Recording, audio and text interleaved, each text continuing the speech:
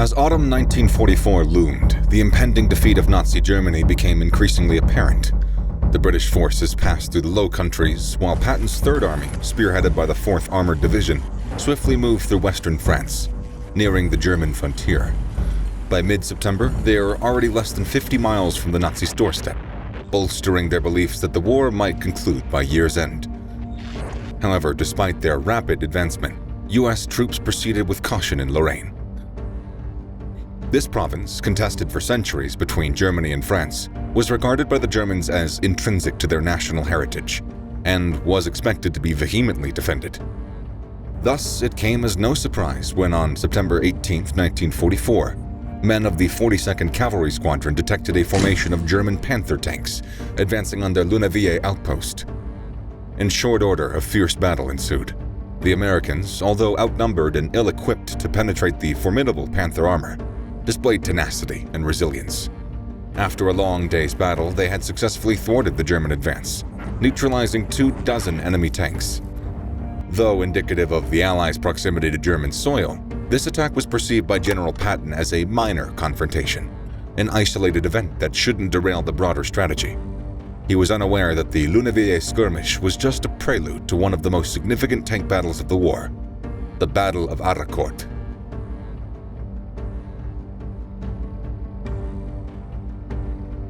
Setting the stage. Indeed, Hitler and the German High Command had more extensive plans than just showing glimpses of resistance to advancing American troops. The strategic thrust of Patton's Third Army created a danger of potential encirclement to the German 19th Army. To prevent it, Hitler rallied his generals for a decisive panzer counteroffensive to halt the Americans. Yet the rapid pace of the Third Army left little breathing room for a broad-scale German strike. Therefore, the commander of German Army Group G, Johannes Blaskowitz, proposed a more surgical strike. Target the U.S. Army 12th Corps, the tip of Patton's spear, on Moselle's east bank. General Blaskowitz's assets for this mission were drawn from the 5th Panzer Army, the 11th Panzer Division, and the 111th and 113th Panzer Brigades. 262 tanks and assault guns in total. However, General Hassel von Manteuffel of the 5th Panzer Division raised valid concerns about the adequacy of the force. The experienced 11th Panzer Division was critically short of tanks, and while the 111th and 113th Panzer Brigades had advanced Panther tanks, they were staffed by green recruits. Further weakening their efficacy was the lack of essential supporting units like reconnaissance, artillery, and engineers.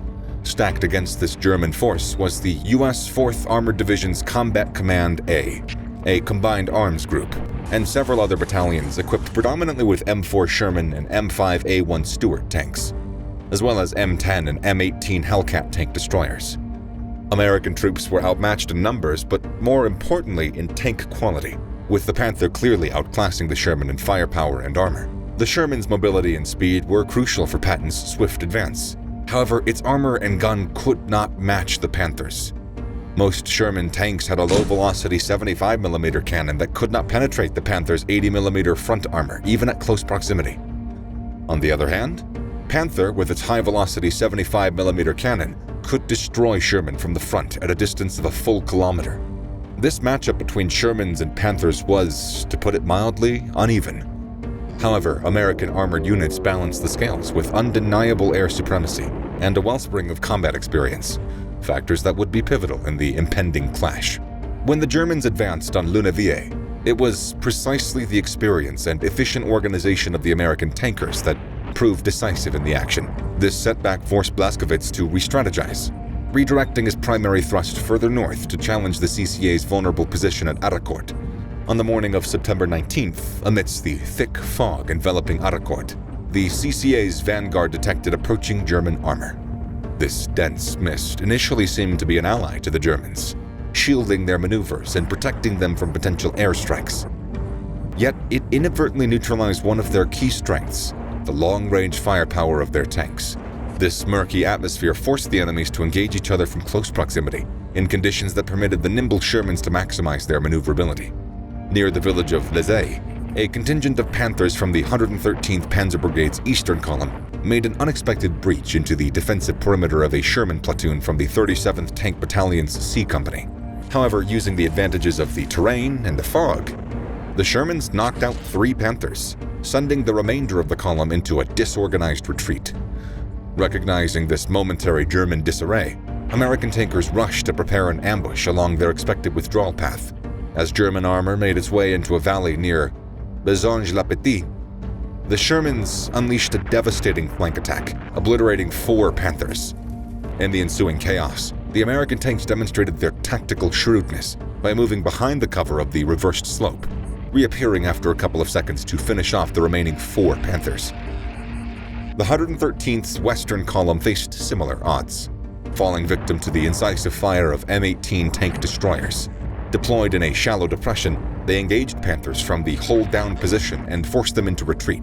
Already on the first day of battle, the American tankers showed that their experience and versatility would be their primary weapon in a clash with far more potent enemy tanks. On the other side, the Germans grappled with an evident lack of combat experience and stunning absence of coordination. Remarkably, the 111th Panzer Brigade failed to reach its intended location due to following the wrong directions given by a local French farmer. This blunder resulted in a crippling loss of over 40 tanks by day's end, predominantly Panthers. General Blaskowitz was furious when he heard of the devastating blow his unit suffered. Nevertheless, he ordered Manteuffel to continue the attack the next day, regardless of the casualties. Bazooka Charlie. Curiously, General Patton ignored the evident signs of a larger German offensive and directed the 4th Armored to follow the previous orders and press forward. At the dawn of September 20th, while the vanguard of the 4th Armored was a substantial distance from Arracourt, the Panthers of the 111th Panzer Brigade launched an audacious assault on the division's rear. This might have been a catastrophic blow, had it not been for the tenacity of the 191st's Field Artillery Battalion. Cornered by a German tank column, they swiftly recalibrated their 155mm howitzers for direct fire, decimating enemy armor at point-blank range. Hearing of the German attack, the 37th Tank Battalion's Shermans raced to the scene. As they neared Les Ayes, however, a Panther ambush lay in wait, halting their momentum. American tankers got pinned down and had to wait for reinforcement. Yet amidst the tension, a somewhat unexpected form of support emerged. It was Major Charles Carpenter, flying in his L-4 Grasshopper light reconnaissance airplane, with 6 M1A1 bazookas mounted on its wings. Despite the thick fog, Bazooka Charlie, as soldiers called him, flew to the site to help the tank company in trouble. He flew 3 combat sorties that day, firing 16 rockets against the German vehicles. By the end of that day's battle, he was credited with several armored vehicles and 2 Panther tanks knocked out. The German counteroffensive, after just 2 days, was undeniably faltering. Hitler's frustration climaxed with the removal of General Blaskowitz, placing General Hermann Balck in charge of Army Group G. By September 22nd, the Germans tried again. The 111th Panzer Brigade, maneuvering tanks northeast of Arracourt, faced an American defense that had wizened to their tactics. Deploying screen units delayed the German advancement just long enough for the obscuring fog to dissipate. With clear skies overhead, the CCA called upon the ferocious P-47 Thunderbolts of the XIX Tactical Air Command. Their arrival spelled doom for the German brigade, which by day's end was decimated to a mere 7 tanks and 80 soldiers, a drastic reduction from its initial strength of 90 tanks and 2,500 men. General Manteuffel's desperate deployment of the remaining assets from the 113th Panzer Brigade achieved very little. Faced with the grim reality, he recognized the obliteration of his 2 prized brigades. Their adversary, the 4th Armored Division Combat Command A, emerged remarkably intact, having sustained minimal casualties of only 21 tanks lost, 25 men killed, and 88 wounded. Control of the high ground. By this time, the overall situation at the Western Front had altered, and the echoes of that change affected the further course of events in Lorraine. Due to the lack of supplies and the start of Operation Market Garden in the Low Countries, the Third Army was ordered to take up defensive positions. For the same reasons, Hitler refused to send further reinforcements to support the Lorraine counteroffensive. Still, the undeterred General Manteuffel scrounged a modest force of roughly 50 tanks, including 16 from the newly introduced 11th Panzer Division. His sights were set on the crucial crossroads near Moyenvik. On September 25th, the German forces surged forward. Their ambitions, however, were thwarted. American forces, perched on high ground and armed with superior artillery and armor, repelled every thrust. However, it seemed like there was nothing to discourage Manteuffel. Launching another offensive on September 27th, he faced the 4th Armored Division, now securely entrenched around Arracourt.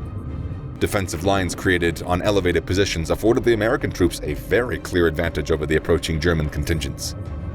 In the ensuing 3 days, the battlescape was dominated by the fierce skirmishes for control of hills 318 and 293, strategic elevations that looked over the 5th Panzer Army's operations.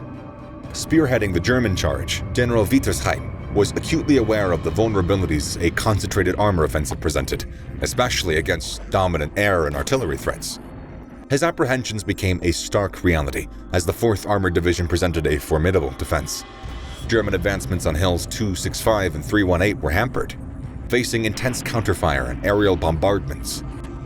As the days wore on, the battleground saw multiple assaults and counter-assaults, especially on Hill 318, where the 51st Armored Infantry Battalion of the U.S. Army played a pivotal role in defending it. Though relentless, the unbeatable German spirit was gradually eroded by the devastating combination of artillery and aerial power. Curtain Call. By the dusk of September 29th, the 11th Panzer Division was a ghost of its former self. With its ranks severely depleted and only a handful of tanks still operational, the grim scenario compelled General Balck to approach General von Rundstedt, making a plea for reinforcements. But the additional troops Balck desperately sought remained a mirage. With other pressing concerns diverting Hitler's attention, the curtain finally fell on the Panzer-Lorraine offensive. At 2300 hours, General Balck told Manteuffel to call off further attacks. Unaware of the shift in Allied command's plans, the Germans paradoxically considered their counteroffensive a success, thinking that their efforts halted the Third Army's advance. However, in truth, they experienced a crushing defeat that exposed the glaring weaknesses of their deteriorating army. In the Battle of Arracourt, the seasoned experience of the U.S. 4th Armored Division shone through, proving that the prowess of a force is not solely determined by the technological superiority of its equipment. While the German Panthers were technically more advanced, the American Shermans showcased how tactics and training could effectively counteract a technological edge.